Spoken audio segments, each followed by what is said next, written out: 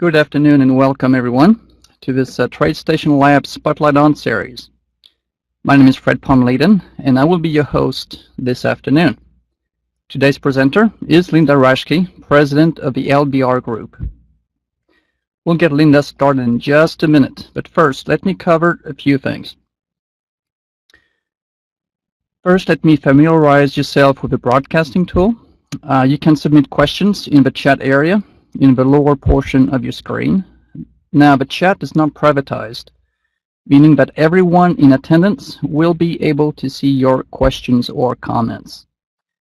I will answer general questions related to TradeStation, and I'll let Linda handle questions regarding her presentation. But please do keep the questions on topic. Also, today's presentation will be archived and available for you on the TradeStation website. It may take a few days before the archive is posted. If you have trouble viewing this presentation, or if you have problems with the sound, you can click on the blue X on the top right of the window to refresh the connection.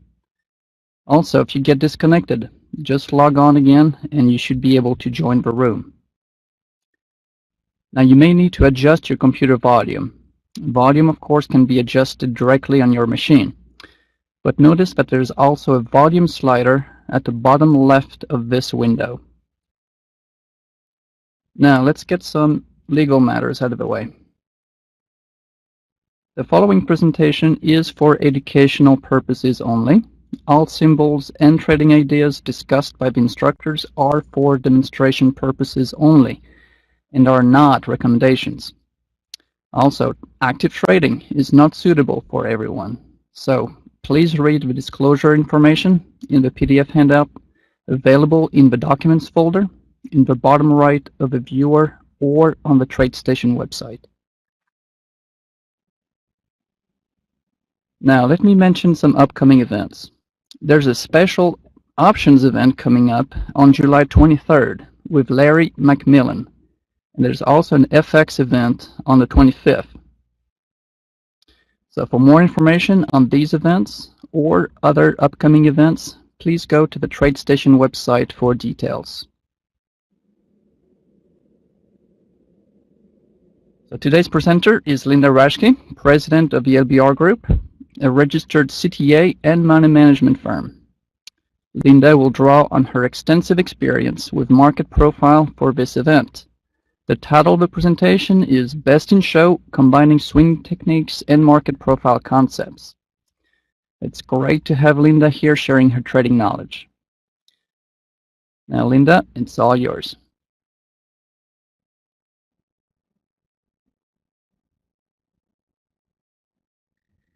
Thank you. Can everybody hear me okay? This is just a quick test. All righty then. If everybody can hear okay, we'll get started. I only have an hour here, and I want to thank TradeStation for the courtesy of having me on to do a presentation for you today. You know, I always have to say that a lot of times when I put these things together, I'm always putting them together for myself as well. You know, it's always solidifying the concepts that work best for us. And there's so much noise and so many indicators and so many distractions. We have to constantly remind ourselves to come back to how can we simplify things and reduce it down to just a few key things to follow. Because trust me, if you sit there and try to look at too many indicators or get too many ideas in your head, it's brain fry so easily. So what we want to do is combine a way of finding simple roadmaps to follow the market's action with the conceptual framework. So what I'm going to do today is to present to you combining both some very simple essence of swing trading with the market profile. And I thought this was appropriate for two reasons. First, there's a plethora of market profile information, chat rooms, this, that, software, on the internet today. It's actually something that was originated many years ago when we had pit session only and was for floor traders on the trading floor.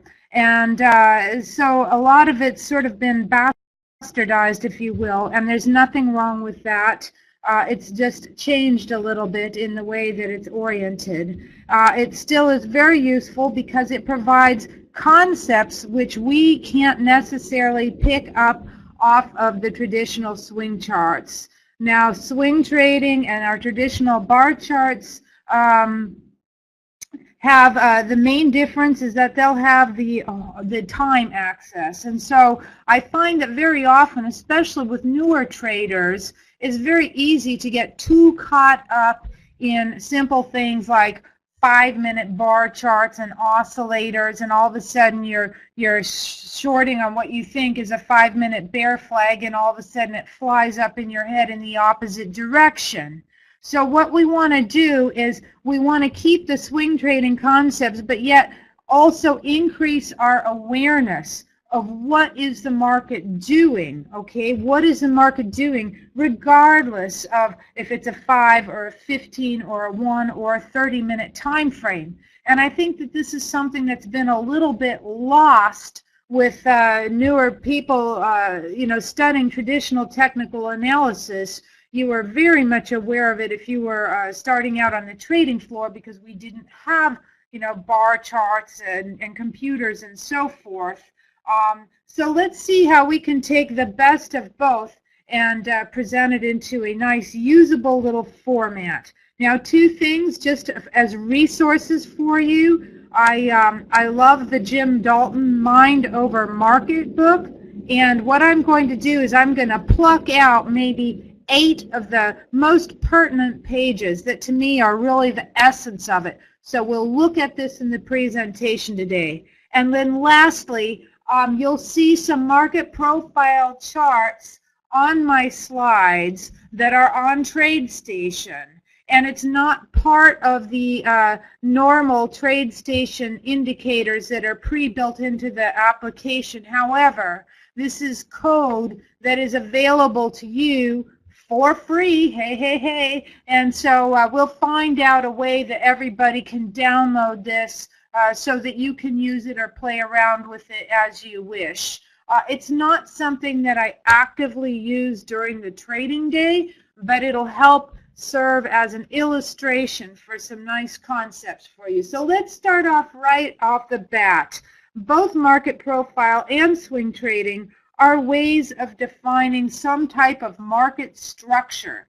With swing trading, and you can see I'm just going to briefly review these slides, I think that what's gotten lost in the essence of the market profile dogma that's out there right now is the importance of the swing highs and swing lows. So for me, when I come in the trading day, I'm always most aware of the previous day's high and low. 95% of the time, one of those levels will be tested.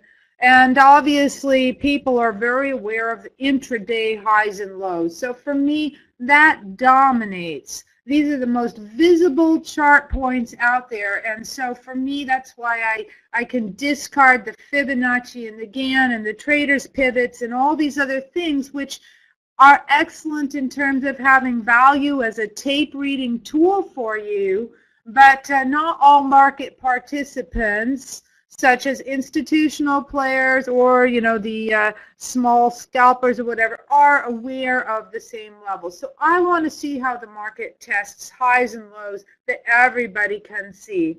And then we can take these and we can define a quantifiable structure. So it's black and white. There is no gray area in saying that resistance has been defined or support has defined.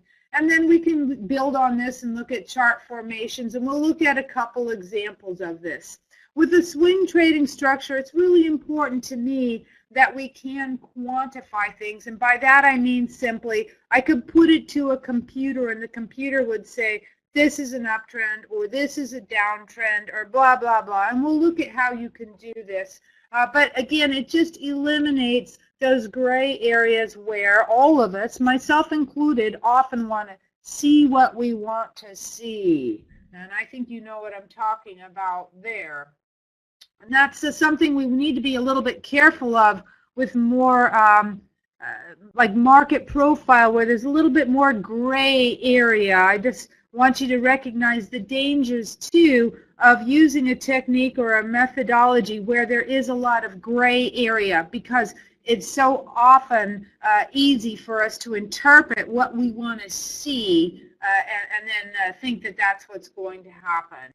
Obviously, you all are familiar with the primary things that traders during the day will follow the market's action. Can we retest up?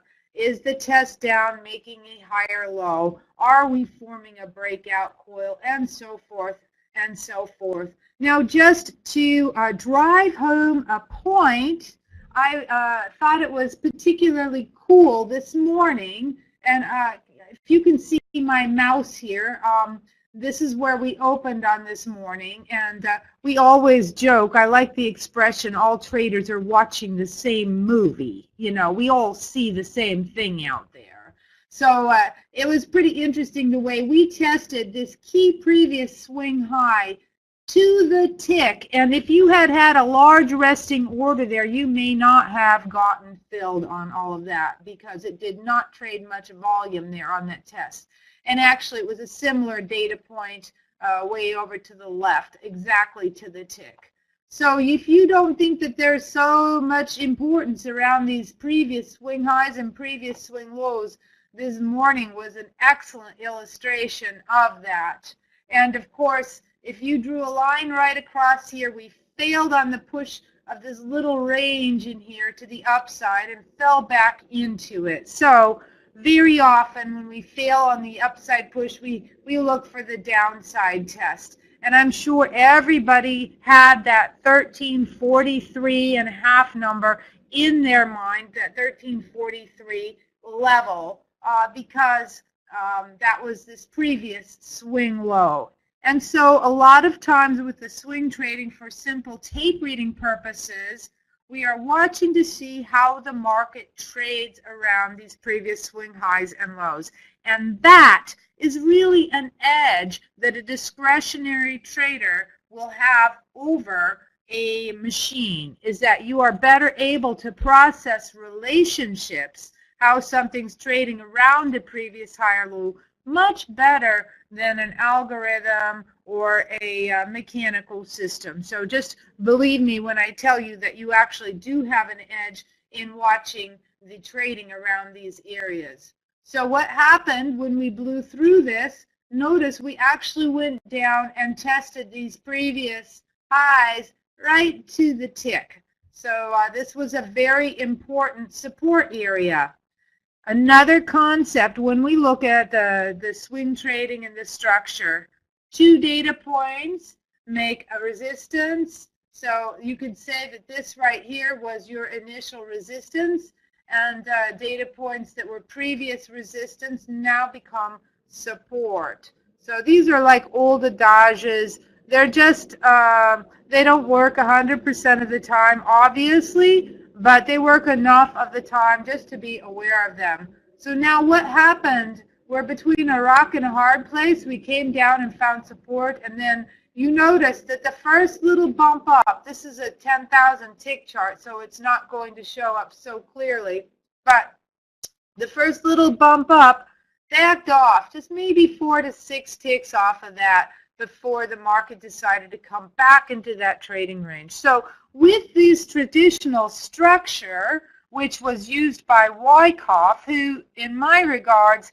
is the greatest contributor to overall technical analysis, and I would, if I had to subscribe to one method of following the market, I would definitely subscribe to using Wyckoff approach. He would simply call these little false breakouts from trading ranges bull traps or bear traps. So you could say this was a little mini bear trap, because we flushed below that swing low and then, of course, came back up above it. So that was just this morning, and I only wanted to point out the importance of swing highs and swing lows, that they are probably watched more than any other data point by the most amount of market participants. And this was another example that just came up today. We can drill down to all sorts of time frames, but the bonds also trade particularly technically in terms of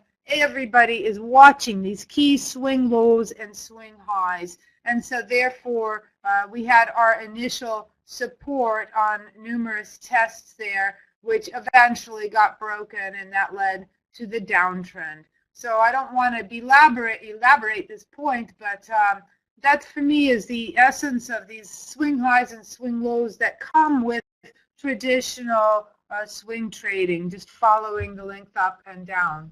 So let's move on, and you know that trends are defined by 2 lower highs or 2 higher lows. So obviously on this 480-minute time, oh, this is a daily chart of the EC, and you can see right here we've got 1 lower high, 2 lower high. We have a downtrend. It's not well established at this point, but we can then use the shape of the swings, just very basic traditional concepts here. This downswing was greater than the previous downswing and greater than the previous upswing. So this is very obvious that you had a breakdown, an increase in momentum, and now you're looking for the shorts. So another increase in momentum to the downside. Here is a breakout coil. All coils have 5 data points. And again, these data points are the structures from the swings. And now you can see on this last daily leg, finally this last daily leg was shorter than the previous daily leg. So it's showing a loss of momentum. That does not make for a trend reversal. But these are the classic time and tested rules, if you will, that will serve us when looking for a bias. So obviously, when we're making our trading decisions, you can't be looking to go long and then go short and then go long and then go short. You have to understand that both market profile and swing trading or structure, however you want to call it, involve following the market. Of course, they're not forecasting tools, but they do give us probabilities, all right? So they are both statistically oriented in that they give us probabilities as to should we be looking for the long side or the short side. So here, you might be looking to cover your shorts on loss of momentum, not necessarily to make a aggressive counter trend trade. All right, let's see. I'm getting a feedback here that there's a little laser pointer in the drawing tools pencil icon up here. So, oh, cool. This is awesome. All right. Well, let me get back out of here. All right. So let's, you get my point that we got our basic structure, our overall structure on whatever time frame you're trading on. For me, the swing highs and the swing lows, and this is how the chart formations are formed. This is, again, trend, support, resistance, momentum, and there you go. You got a nice bag of tricks there. 90% of the tools are right there. And from then, of course, you can add multiple time frames to fine-tune or drill down to find points to manage risk more appropriately, or entry triggers appropriately, or where we would want to be looking to at least tighten stops or take off the trade when you start to see that loss of momentum. And this, I just went down to a 480-minute chart, and this is just my little classic. Ooh, I got a nice big thing here. My little classic 310 oscillator that I like to use. There's no right or wrong on any of these things here. And again, you can see on this last leg down, the EC started to find some loss of momentum with some divergence. So you would definitely want to tighten your stops, or exit trades or however you're managing that position. And trust me, I have yet to be successful in consistently selling up here and buying down here. It doesn't work that way. It just looks lovely in hindsight, doesn't it? Okay. And then lastly, if we drill down just to a 5-minute chart, this was that reaction back up. So you can see here we had a 480-minute time frame, and then we go down to a 5-minute time frame, and you can start to see 1, 2, 3 higher lows. So once I start to see that on that time frame, I might look to scalp in the other direction. So this is something that Market Profile does not show us, that looking at the intraday structure will, and that is that we can have multiple time frames. We can have an uptrend on a short time frame at the same time that we have a downtrend on the higher time frame. And just to be clear what time frame that you're trading on. So if I'm trading on a 5-minute time frame, that's just fine to make long trades, and just recognize that it's scalps and the swings set your risk-reward structure. This is another lecture for another time, but there's nothing to say that you can't look to trade for little tests of swing highs on the way up, and so forth and so forth. So at any rate, I assume that these slides will be there for you to review going forward, and if not, you can certainly email me and I will make them available for you as well. So let's go on and see now how this looks at Market Profile, because ultimately I just wanted to lay a little bit of foundation for things that you guys already know. I know that you guys already know all the bar charts and the swing highs and swing lows and structure and the basics and stuff, because really it's not a matter of knowing it, it's just a matter of conditioning yourself to feel comfortable with it, just looking at a chart and immediately being able to grasp the overall structure. And this is something that always improves with time. The more charts you look, the more charts you study, you get better and better at it. And that's true with Market Profile or anything. So just here we are now with that same 5-minute swing up. You can see here was our little 5-minute swing up. And now let's look and see at what this would look like on the daily profile. So what it does is it's condensed the areas of trading and squished them all together sideways so that we can see a bulk of trading took place around this level. Now we'll review the most important Market Profile concepts and see what comes out of that then. But for now, we just want to note that we had a trading range down here. You can see we had a markup, a push away from this, formed another consolidation in here, and had a markup and a push away from this, holding our gains. So it's pretty straightforward. All right, so let's just now look at some basic Market Profile concepts, and then we're going to extract what is the most practical things that we can keep in mind for our trading. And just real quickly, that time equals price. So you can see that this was also a concept that was put out there by Gann in a different way. This price equals time, and you saw that today when we had that big markup in the morning session, that we had to consolidate all afternoon to do that price equals time. So the more that we held up here this afternoon, the better off it was saying that we had accepted this new price level, this markup to 1356 to 1359 area in the S&Ps. All right, that is the opposite of price rejection, where you test and you reject and you don't hold those levels. So this is something that ties in with Market Profile as well. The more price trades at a certain area, the more it's considered a fair price. It's a value area. It's where both sides of the parties have come into agreements. And again, you can see the false breakouts from the trading ranges quickly lead back into the trading ranges if they're not agreed upon, that breakout price is not agreed upon by both sides. and volume is always the best indicator too. I know that most of you are familiar with market profile terms at this point because they have been so bandied about on the internet. And let me caution you, there are a lot of people that misuse these things, so always do your own studying too.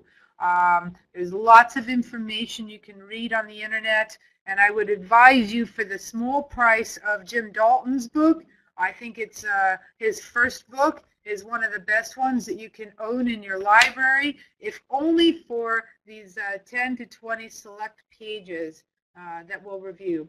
But just in case, the initial balance, so one thing that's useful with market profile is understanding the importance of where price opens and then how we trade off of that opening.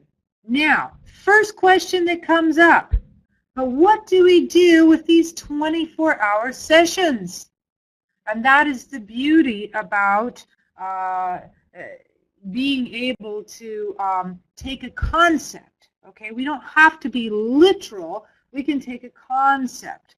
So for what I like to do is I like to use the start of the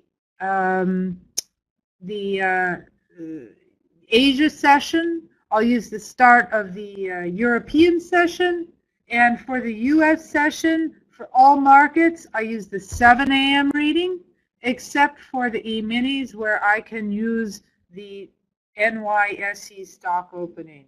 Okay, so what's really important is that you understand the opening of these sessions is where you're going to get that country's or that group of players' initial trading. And that's what we want to see. When the market opens, or when we get those players coming, and say, for example, I'm using 7 a.m. Central Standard Time for the bonds, for the gold, for the EC, what is that? That's the New York boys sitting down at their desks at 8 a.m. in the morning. And that's when you start to see the action pick up. So I want to see, are the boys around today? Is the volume there, the boys and girls, excuse me, or are they still out at the Hamptons? In which case, volume's going to be lighter and it's going to be a different tone of day. So we'll drill down and see the real implications here in understanding how the market forms a range right when that first group of players sit down. And if you're in another part of the world, take this same concept and think about when the European session opens, looking at that first 30-minute bar. Did they open and did you get an immediate range expansion, or did we open and did we form this early hour of trading? And you can use that in a different session hour as well. Range extension would be the move outside the first hour's range, and of course we all see that the market's so much more urgent these days that you can almost use the first 30-minute bar instead of the first hour. Value area is just simply a statistical term. It's something that changes during the day. It's a certain standard deviation of the range during the day. And the tricky thing is that value areas can change every hour of the day. So that's why I want to bring us back home to the importance of the swing highs and the swing lows that are visible chart points, as opposed to what is the high of a value area, which is less likely to be significant. It's just a general area. Okay, not everybody sees it on their charts. So it's a concept. It's not the same data point that a swing high would be. Single print buying tail or so forth, or selling tail, just another cliche for price rejection. Hammer on a candlestick, and you'll see that so much of what we look at with market profile versus swing trading, it's really a matter of semantics, guys. You know, it's just using a different language to say similar things. All right, so it's just all the same movie again. Point of control, all right, I don't put much credence into that. It's just a general area that the market will gravitate towards where a lot of prior trading has taken place. So enough said about all that. Let's get down to more practical stuff because we want to start thinking about how does the price trade off the opening. So one of the things that Dalton's book will show us is this concept of open drive, open test, reject, and so forth. And we'll look at some examples about this. But this right here, so you can see this right here and this right here are, to me, the essence of the most important parts of market profile. All right? This is what I like to use from a conceptual standpoint is, how are we trading up the opening? Does it give me signs that this could be a trend day? Am I seeing the range expansion in that first 30 minutes? Is it accompanied by an increase in volume, for which I like to use the first 30 minutes of the NYSE sessions volume? That's what I use, and believe me, it works as good, if not better, than anything else for setting the whole entire tone for the currencies, for the credit markets, for the old financials and gold and silver and crude and so forth, but in particular for our index futures. The NYSE volume seems to be a proxy for capital flows, for these global capital flows, and that's what we are dealing with in this time and day and age. It is one big sloshing of global capital flows, and that's why you see this incredible correlation for the last number of years between the gold, the silver, the EC, the dollar, the crude, the S&Ps. It's not perfect, of course, it's not perfect, but it's there, stronger than it was 10 years ago and stronger than it was 20 years ago. So I believe there's a lot to just simply using volume in the NYSE as a proxy for a lot of different markets.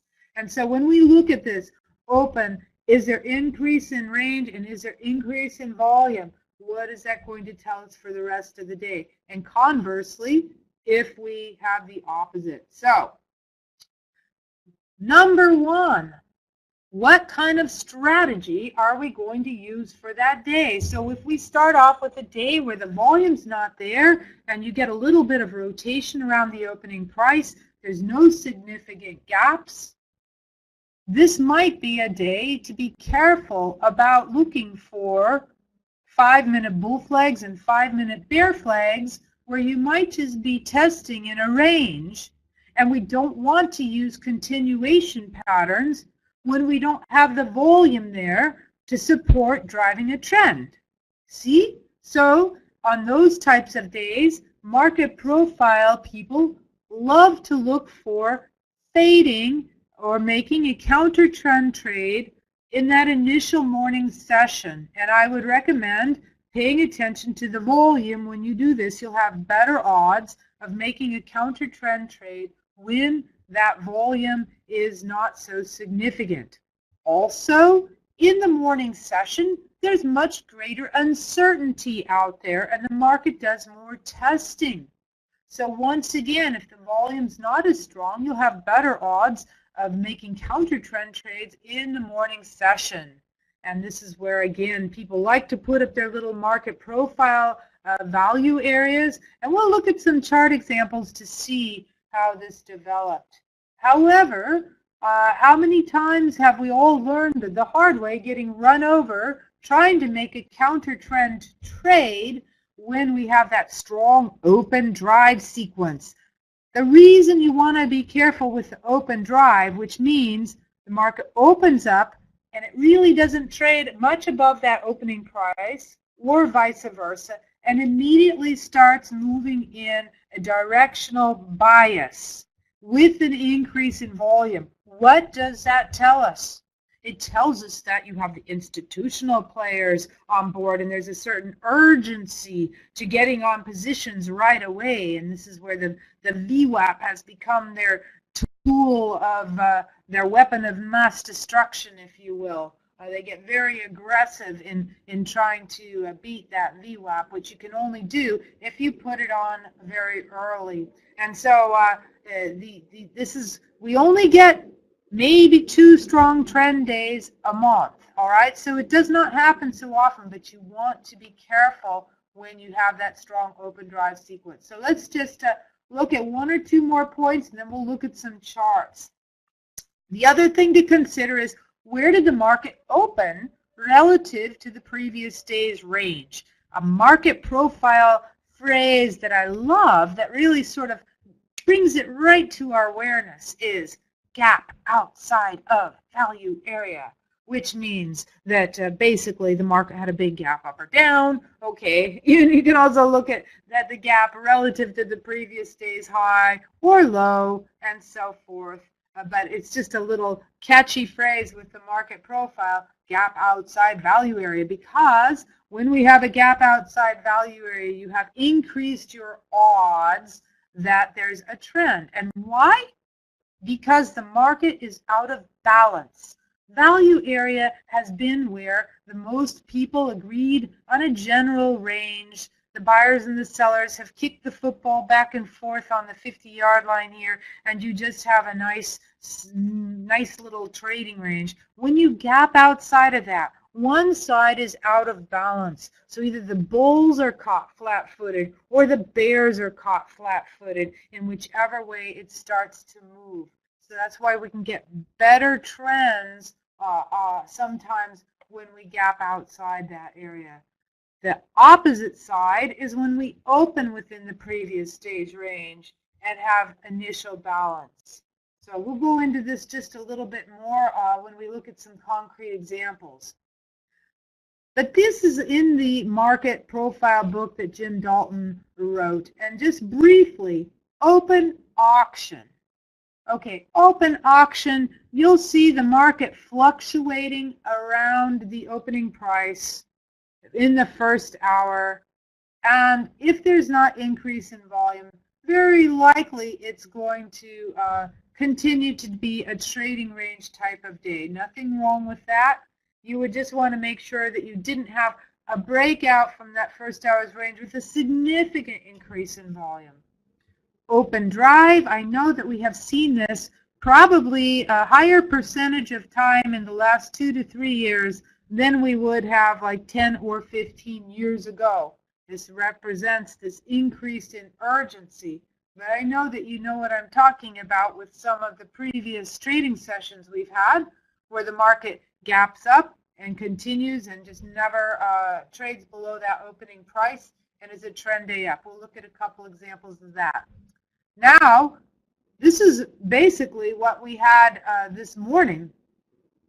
A big open, and the market did a sharp drive in one direction, and then it tested and sharply reversed in the other direction. So you can get, instead of an open drive, this open drive reject or so forth. You know, this is all semantics. So, you know, you can read, there's about 2 pages on each of these descriptions.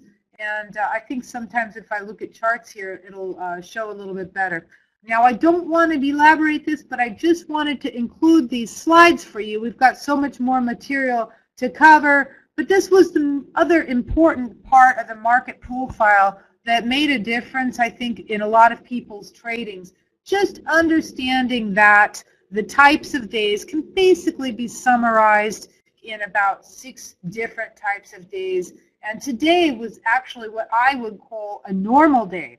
We had a very wide range in that early AM session, and a lot of times this is caused by news. And the news this morning was Bernanke's testifying and giving his yada, yada, yada, yada as to, like, was the Fed, you know, in a position where they were going to do more stimulus or whatever. The market was waiting for this.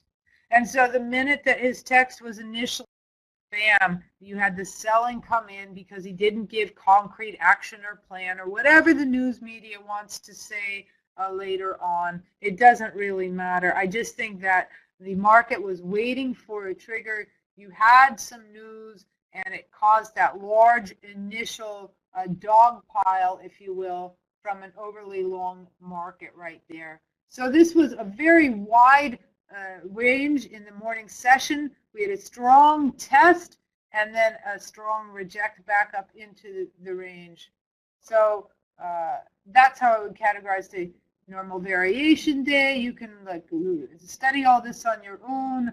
Trend days, I think, are probably the most important type of framework to understand. And not only that, they will also appear in multiple markets. So if you're going to have a trend day in the E-minis, you'll have trend days in the currencies and the bonds most likely as well. Very important to understand that you have a trend day underway for two reasons. Okay, the first is that our strategy that we're trading with is not to make counter trends, and instead to understand that that market has a very high odds of closing at one end of its range. That would be a sign of a trend day. So it's a pity if you think you're going to go and scalp off little 2-minute little flags or something to take your 4 ticks and then watch the market run another 8 points. So the real power of a trend day is understanding that, hey, here's a day where you can tee it up, you can leverage it a little bit more, you can press your trades and let your winners run. And unfortunately, the market never gives us as many as we would like. So here's just an example of how it might happen out of you had a little early range so that you can get trend days that come out of morning consolidation as well. And then, of course, the impulse, the range expansion always indicates a supply-demand imbalance. And lastly, non-trend days. I don't want to elaborate this, but this might be a pre-FOMC and neutral day. Nobody's in control. Neutral day has a little bit broader range than your non-trend day, but you get the main point that we can categorize these things here. So this is a very neutral day, and let's move on and look at some better concrete examples because these just happened here. So this was a classic trend day that we just had on the 13th of July. And what we see is that the market actually gapped up. This is day session only, which is just fine. It works just fine, especially, important for all you stock traders out there. And this is, you can see we hardly traded below the opening price. So what I've got here is this lovely overlay where we've got our 5-minute bar chart as well as the shape of the day as it formed in market profile. So we had a little gap up, and immediately we never traded below that opening price, and you had your strong drive. Now here's what's really cool, is watching the action relative to the previous day's value area or range. So you can see these little purple bars represent the value area or where there was the most trading. So we immediately drove outside of that value area on increase in volume, and then formed this broader line right up here, which was around this 1348 handle, which if you notice how we traded back and forth through that today as well. So this is a trend day up, and then what do we get the next day? This is where I like to add my 2 cents worth. That I call it a Z day or a consolidation day. Is very common after you've had this markup period that we continue to fill out this range. And look how nicely it shows the support level or resistance level with the market profile clusters as well.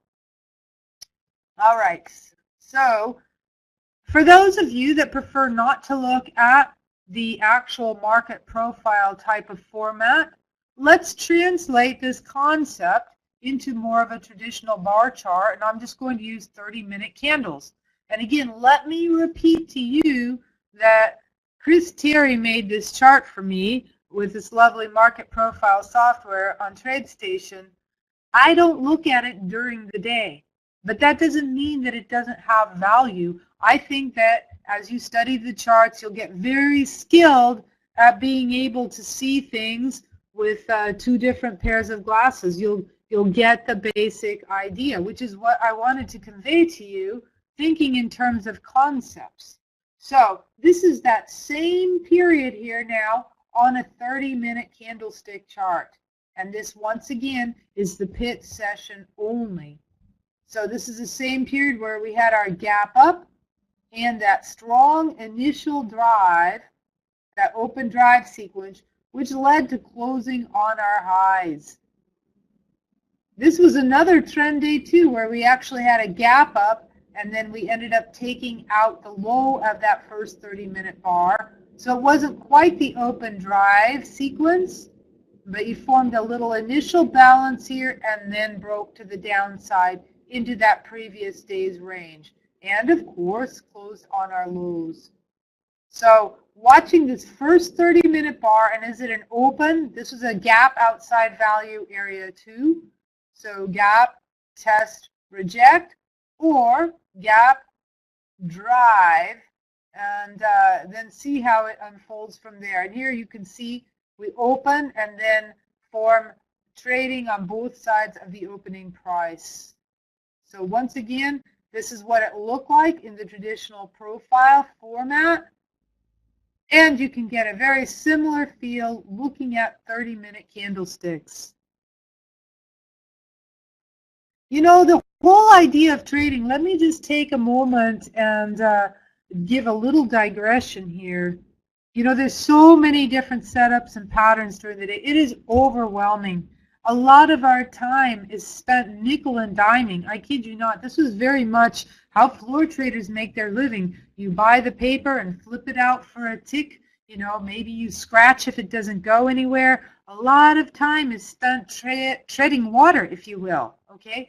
Not every day is this huge profitable day. Maybe 80% of your days are not wildly profitable.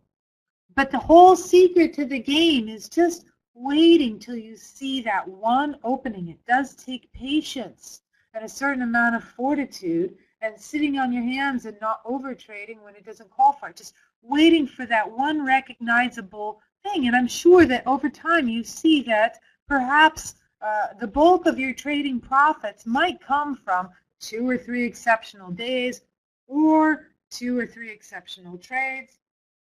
You see, so if you can just think about capturing a piece of a move like this and letting a profit ride maybe 1 out of every 40 trades, you see, maybe you'll have 10 setups like this and you'll only get a piece of 2 of them. That's fine. But over time, you recognize this more and more. And so that's why I think that if you understand the concepts behind this and just don't get too caught up in like little 5-minute bar charts and oscillators, even though oscillators have huge value in terms of recognizing momentum, it just takes, you know, it just takes a couple times and feeling confident and getting a better win.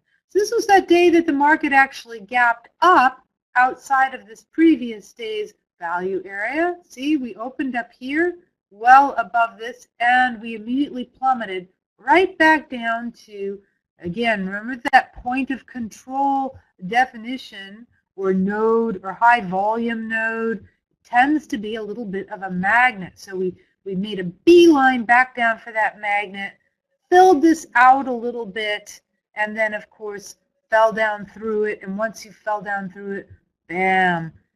Trend day down. What do we look for the next day? At least some consolidation before you build a base for the rally back up again. And this was just one last day that you can see the little pauses along the ways and how it looks in a bar chart format versus this elongated range expansion type of thing. And you'll see very quickly when you look at market profile charts, the alternation between the way they form these big clumps, if you will, in theory a bell-shaped curve, but it's not more often than not. So you alternate between that versus that. And so a lot of times at night, if you were going through looking at market profile charts, just look for the little clumps or the little narrow ranges where it builds out a nice big fat point, and then that's a market waiting to move out of balance the next day. So I just wanted to show this.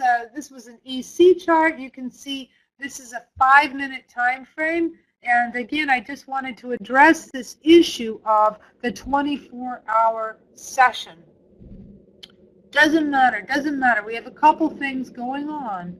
You can see the way that a trading range or a consolidation, value area, whatever you want to call it, doesn't really matter, has formed here. All right, it's not as visible, see, on the 5-minute bar chart. You really don't see it the same way. Okay, you don't see it the same way. But this was filling out from the previous night's trading. You see I've got this session opening in the evening here, right at midnight, and then boom, it's filling out in our morning session. Of course, I'm sure there was probably a 9:30 number. I don't know. It doesn't matter. Really, news doesn't matter. What does matter is the sharp impulse up and the fact that we broke out above this area.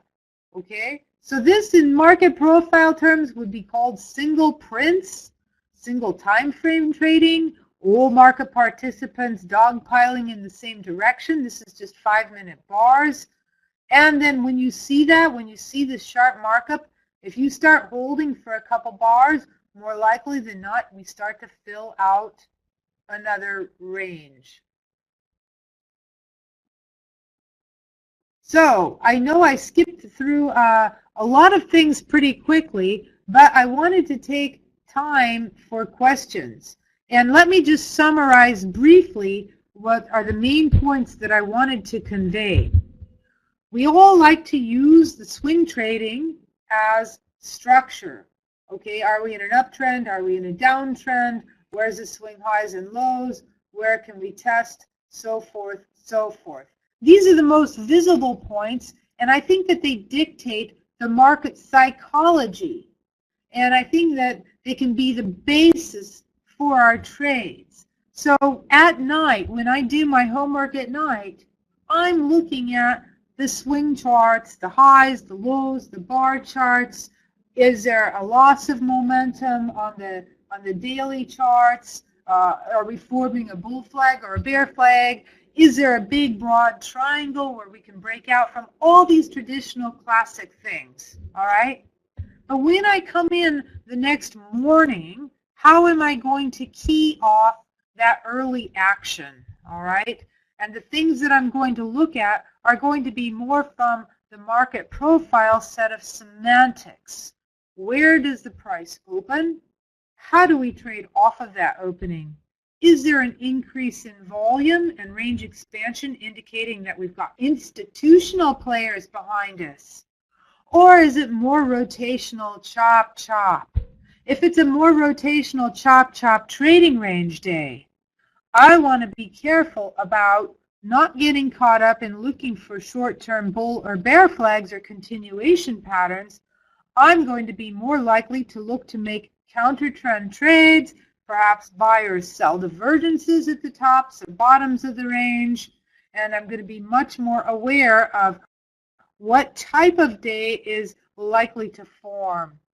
And conversely, if I come in and I start to see a big open test reject sequence, or for example today where we had news and we had a false breakout to the upside and then that false breakout to the downside, I have to be aware or conscious that these types of big swings and big rejections very often come off news. So be skeptical. Be skeptical when you start to see some of these exaggerated movements coming off a news environment. All right, you need to make sure that if you're going to trade a continuation pattern that's off news, you truly form enough price bar overlap to indicate a good type of flag formation. And if you actually look at the trading that we did down here, all right, I know this is a 10,000 tick chart, but we didn't really form enough trading down here to lead to the continuation to the downside. It was a big radical one swing and then the swing in the other direction. And keep in mind that this type of pattern does not happen that often. So with that, both of these things are important to remember, that we are here to follow the markets. Market profile can't predict any better than a swing chart can predict. none of them have any great forecasting value. They're just going to simply say, I want to trade with a long side bias because the trend is up. Or I want to trade a long side bias because we're testing support and I have a great spot to manage my risk. Or I want to trade with a long side bias because I've got an open drive sequence. Or I want to trade with a long side bias because we have a light volume day, it's a trading range, we just tested outside the lower end of that value area and we're starting to come back up into it. And of course, vice versa for the short side. So once again, no forecasting value, but they give us our initial bias in terms of a directional sense, in terms of support and resistance, and they give us initial bias in terms of our strategy, counter trend, or continuation and follow the trend for the day. The big money is made for day traders when you can capture the trend for the day. That means pressing a winning trade where we have an increase in volume. Volume makes everything easier. All the patterns are clearer, the swings are wider, the targets are broader. Volume makes everything easier, and we only get those choice volume days a certain small percentage of the time. So the rest of the time is sort of nickel and dime stuff and staying in the moment. So follow the market, see how it tests around previous swing highs and swing lows. See if it's a, how it trades back into the previous range. And that's very much what we do as traders. One swing at a time, one moment at a time, and how does the market trade around previous important areas. So I hope that you see that for me, it's really a very simplified process. I don't want to be doing analysis during the day. I don't want to be throwing up Gann lines or Fibonacci lines or doing anything that involves me taking my mouse and rearranging charts and doing too much clicking. Because when you're clicking with your mouse and playing with stuff and moving stuff around, it takes you out of your trading mode, okay? Your trading mode, you're watching, you're stalking, you're concentrating. You're not typing online to your buddy. You're not talking on the phone. You're not surfing on the internet. You're watching the price action to see if you've got a trigger, and for best execution, and execution skills take concentration. So I need to reduce everything down to very simple swing highs, swing lows. I like the fact that we can use an hourly chart. Okay, is the swing ready to turn up? Is there a loss of momentum at that hourly swing? Very easy to put up a little, momentum oscillator or stochastic or whatever tickles your fancy. And then again, I just encourage you to, find your own formula for taking the best of each technique or concepts and make it your own. Anything that you heard from me today, write down, follow, see what works for you, see what doesn't work for you. There's a lot of people putting out a lot of information out there. Sometimes you might just get one nugget from one person. It's like an aha moment. Aha, that makes sense. Yes, that's a little reminder. It's a little reminder that we can have this. And again, I love that Dalton book as a reference. Don't get too caught up in worrying about all these different profile patterns and this and that, because there's a lot of diagrams in there that trust me, I'm blonde. They go in one ear and out the other ear. But I did like in the first third of that book the way he talked about the price could trade off the opening and the types of days that can form. So let me just see if I've got some questions here, since I just have a few minutes left. A good question. How many time frames do I look at during the day? I like just a simple grid. I'll show you something cool here. a simple grid, you can use a 5, 15, 30, 60, whatever. I love an hourly chart.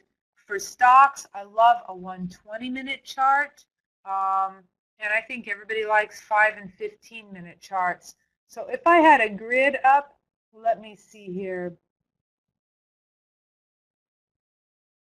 Let's see if this actually shows here.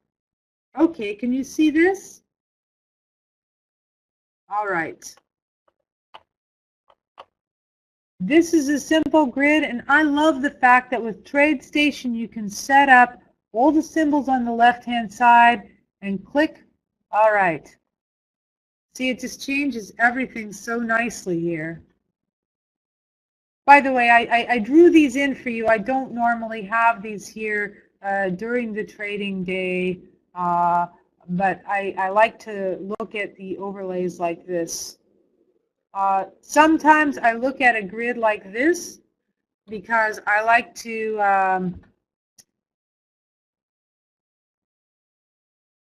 look at all the markets for confirmation or non-confirmation because I do trade most of these markets. So I like to see the Canada, the Aussie, the EC. I like it when they all start moving together. Then I'm like, okay, let's go. Put the trades on. You know, the volume's coming in.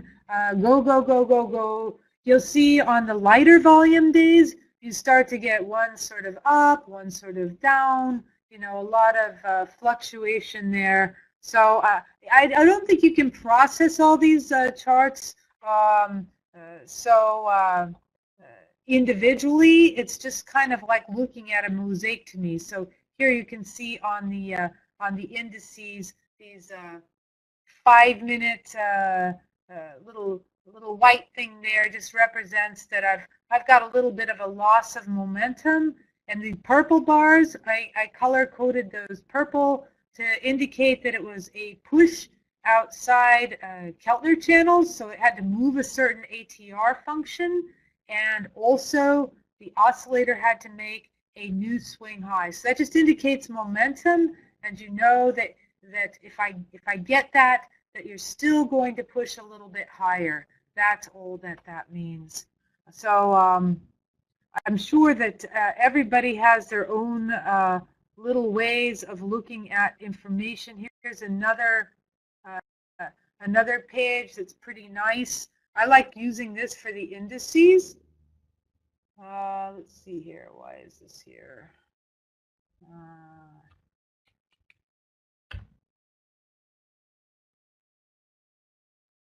At any rate, you get the idea. I always like this 5, 15, 30-minute grid up. You know, very easy to construct your own, and I like to see all pushing back up into that previous day's range. You see that? So I think this is pretty standard way that you can use your TradeStation. And then if I wanted to see the say an hourly chart, it is very easy for me just to type bingo, and they'll all change to hourly charts. Okay. Yes, I showed a market profile on both a 5-minute and a 30-minute chart. There was a question on this here. Let's see here. Is there a time when I use one over the other, or do I recommend one over the other? How do I watch the last price, the tap all day, when I'm not near a swing high? Usually when I'm watching the markets, I like to look at the quote board. So I am very much one that likes to watch the last price. That's me. And you'll see with the TradeStation, it'll flash a color when it's making new highs or new lows.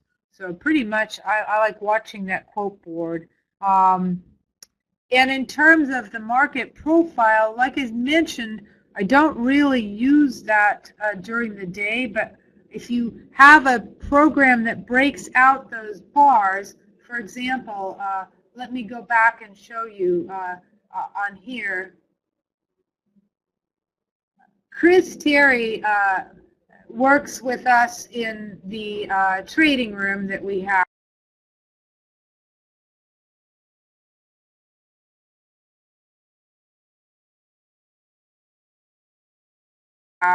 And he loves this particular software, and it's free, and I'll see if TradeStation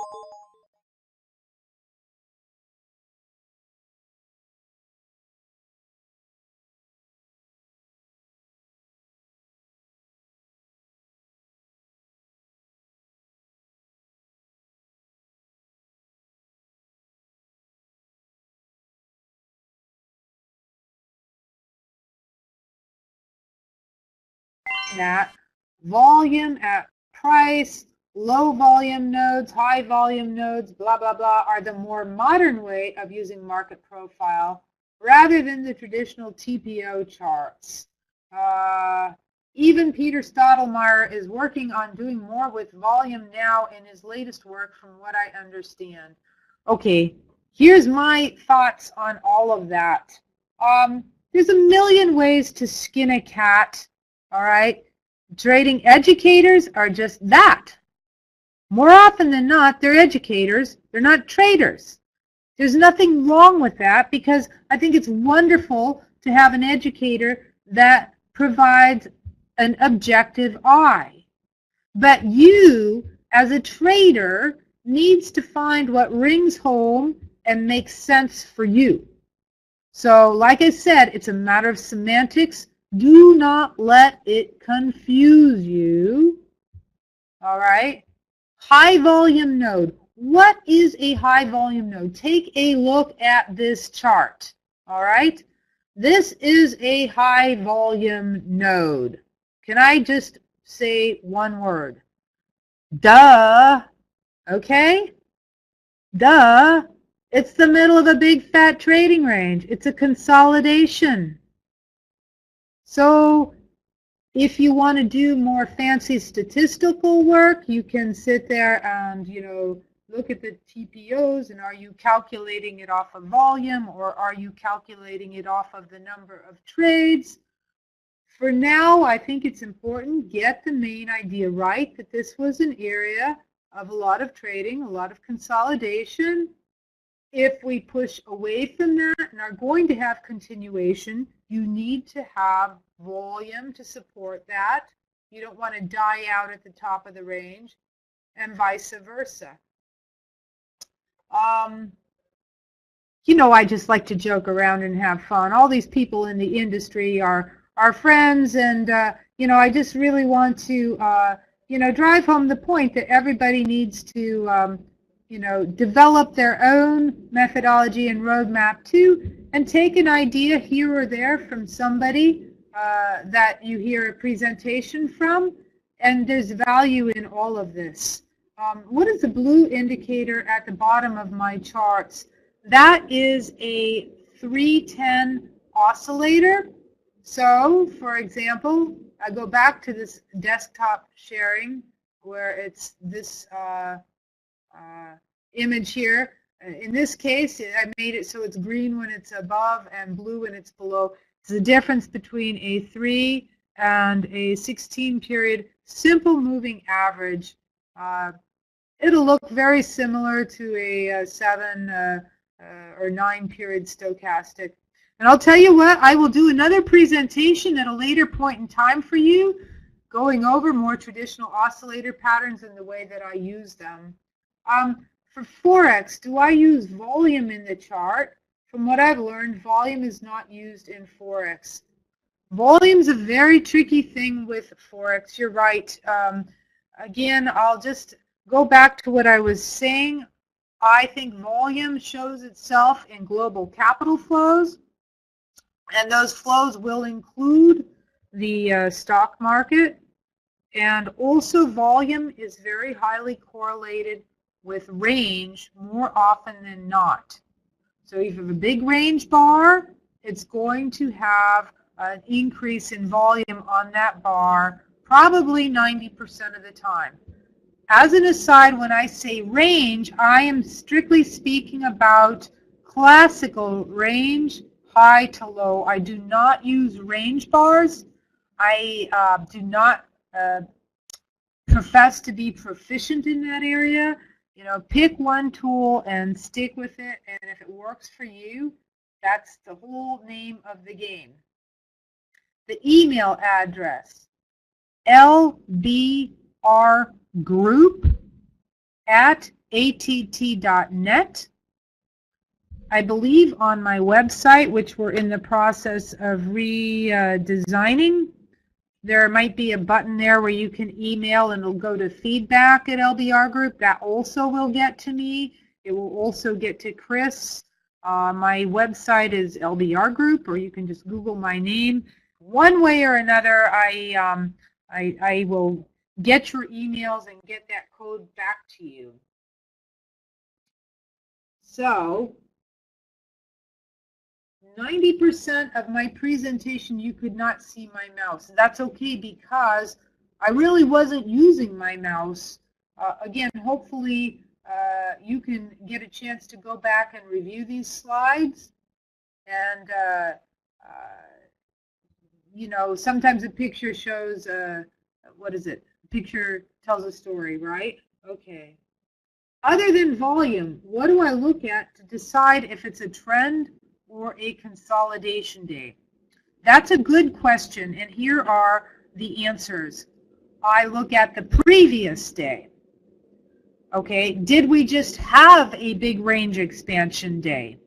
What is the overall broad structure? Are we in the middle of a 10-day trading range, or are we just starting to thrust out of that like we had with the grains, where you've got a very outlier, trendy type of move? Okay, so I want to be aware. Remember, at night, I'm looking at my daily structure. Okay, are we doing chop consolidation after a big markup? So first off, look at the previous day. If that previous day was a narrow range, very choppy day, and you might have 2 or 3 days overlap, then the odds of having a big bar range expansion increase. So that's number one. Number two, once again, be aware of the market correlation. If you start to see activity in the currencies and the bonds and the gold and the crude, you've got greater odds of having better movement in the E-minis as well. So hopefully that will give you a clue. And then lastly, remember the importance of the first 30-minute bar. Remember the importance of seeing how do the time frame players step in. Do we have institutional players right off that first 30 minutes? You know, and so forth and so forth.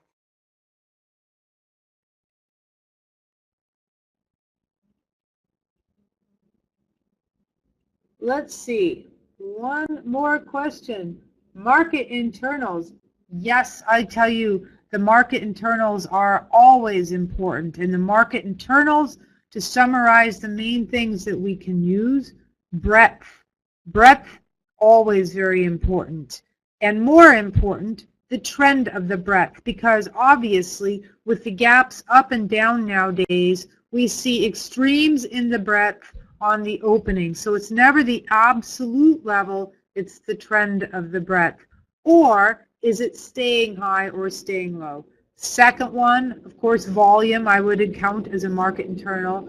Third one, the RVX and the VIX are very useful guidelines. For example, this afternoon we rallied up and the RVX was actually rallying, saying that there was not going to be much more upside to the market's activity in the afternoon. As opposed to sometimes in the afternoon session, you can be sitting there consolidating sideways, and the RVX will be dropping, saying that we're going to have an upside breakout.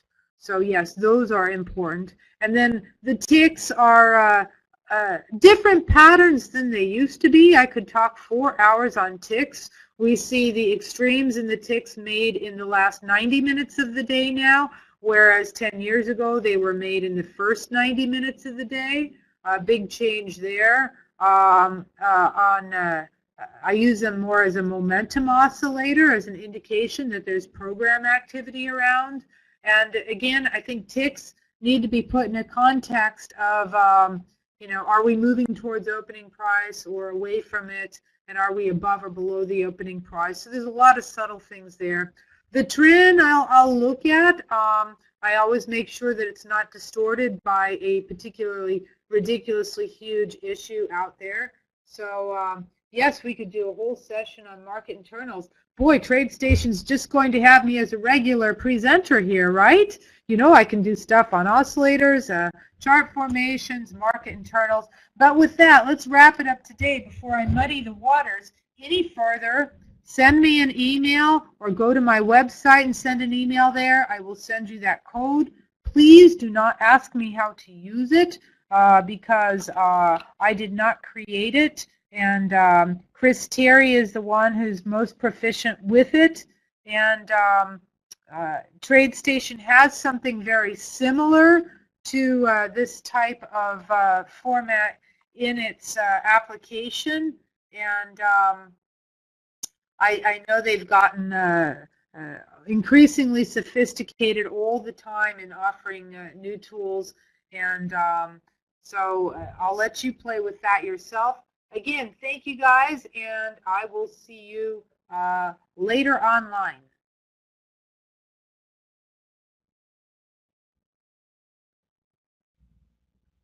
Thank you, Linda, for your presentation, and thank you everyone for attending this evening.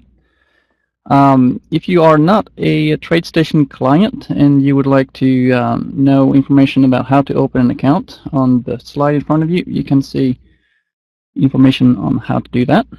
Also, please make sure to check out upcoming events, and I'm going to go ahead here and push through a couple of links for the TradeStation website where you can sign up for other events. So thank you again for attending, and we'll see you soon at another TradeStation event. Have a good night, everyone.